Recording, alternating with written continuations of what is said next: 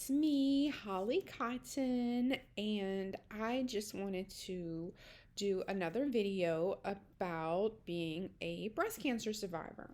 And I think there's so many videos out there that talk about surgery and what goes on during breast cancer, and just not enough information. I know there wasn't enough for me, even now, still, with people just being realistic about what happens after you survive cancer and what goes on, what's in our lives, things like that.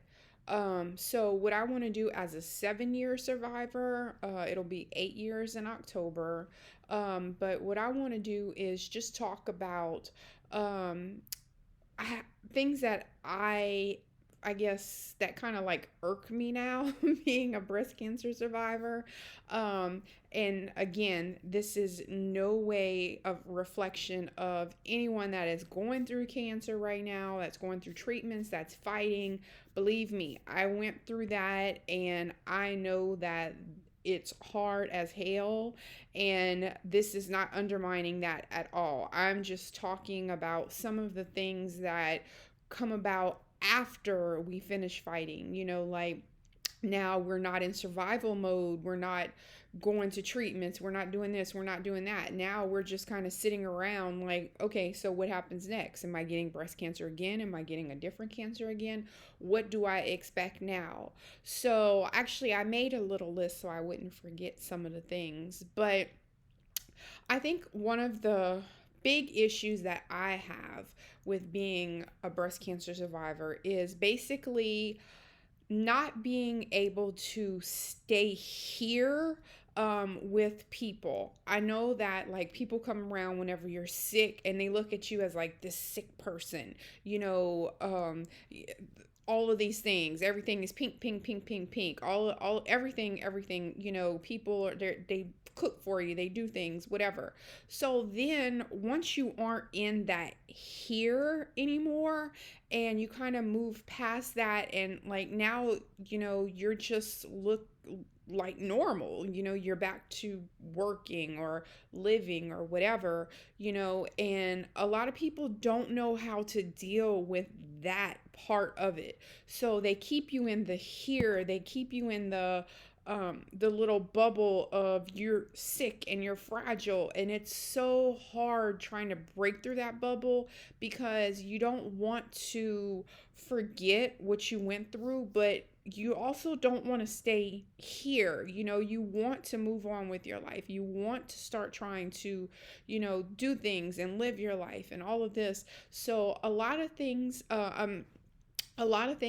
tie into that. So I think for me, that's one of the big parts with being a survivor is the I couldn't stay here with them. I couldn't stay here. I can't stay sick forever, and trying to differentiate that staying here with also not dismissing what you've gone through, which is like the second thing that I have a problem with is when you don't look sick anymore. When you see someone, I know I go to my oncologist's office once a year now to do all my yearly stuff, and I walk in and I see people that look sick. I see the women that are going through chemo that have lost their hair. I see the people that have um head wraps on, or they just look really frail. And I remember when I was 135 pounds and I was going through all of that and being depressed and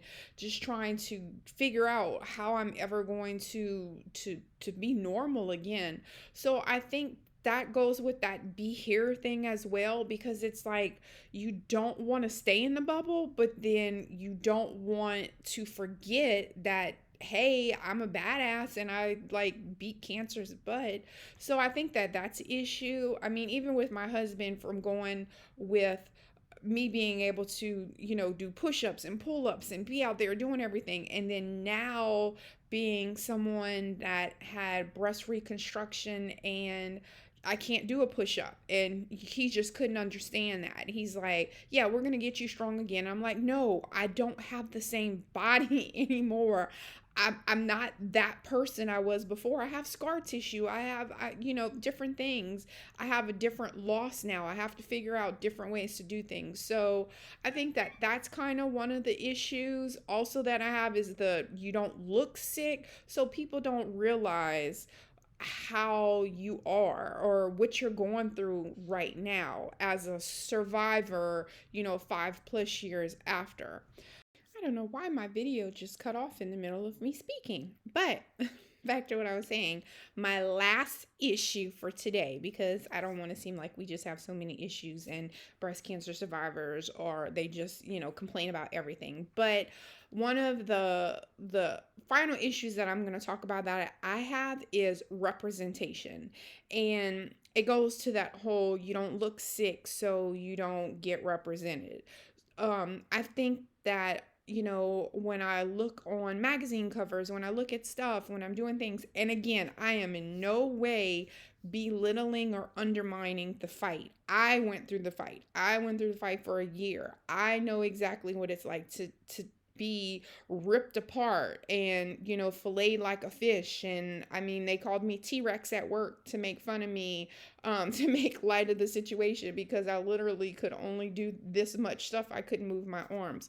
But I think the big issue also is representation. And I think a lot of magazines and ads and things like that, they only put breast cancer like patients when you're losing your hair, when you're going through treatment, when you're doing stuff, and you look sick. And so I think that the definitely, like, as far as just publicity and all of that stuff in general, our total representation, I think they need to do a better job of it. I think they need to find survivors from 10 years, 5 years, 10 years, 15, 20 years, whatever.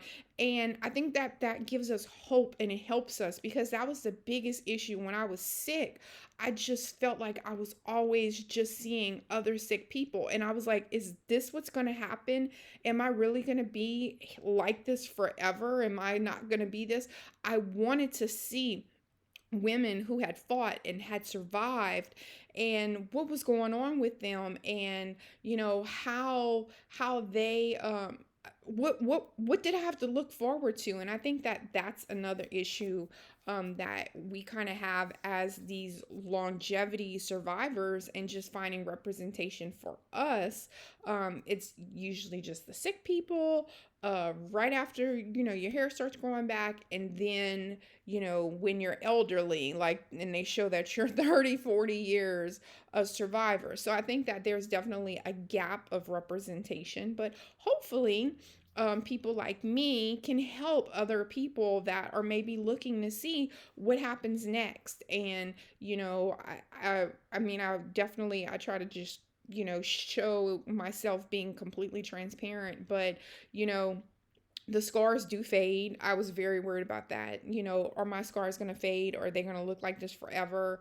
I was very self-conscious. I still am very self-conscious. I mean, if somebody, cuts you open and takes out all your breast tissue and you got a big old hole right here, you're going to be self-conscious about it. Even as confident as you are, there's always going to be a little bit of that, insecurity about it or whatever. So anyway, I would definitely keep posting, because I want you guys, and like I said before in my last video, if it's just one person who finds this video helpful, I'm grateful for that, because I didn't have that when I was going through what I was going through. And I don't have a lot of representation for where I am right now and what we deal with, and being depressed and being on medications that change our hormones and all of this stuff. So next video that I do, I'm actually going to talk about my 7 years of tamoxifen and the side effects and things like that for anyone that is on tamoxifen or any type of hormonal inhibitor medication, something like that. They all kind of have similar side effects. So anyway, thanks for listening to my video. And if you're a survivor, keep pushing. We are winning. And if you're going through cancer, if you're going through anything, if you're sharing this with someone that's going through something, thank you so much. And just stay strong. It's hard as hell going through it and no one understands. They they try so hard to help us, and sometimes that's their role, is to just kind of be there for us, but it's so hard whenever you haven't gone through it to really truly understand what we're dealing with.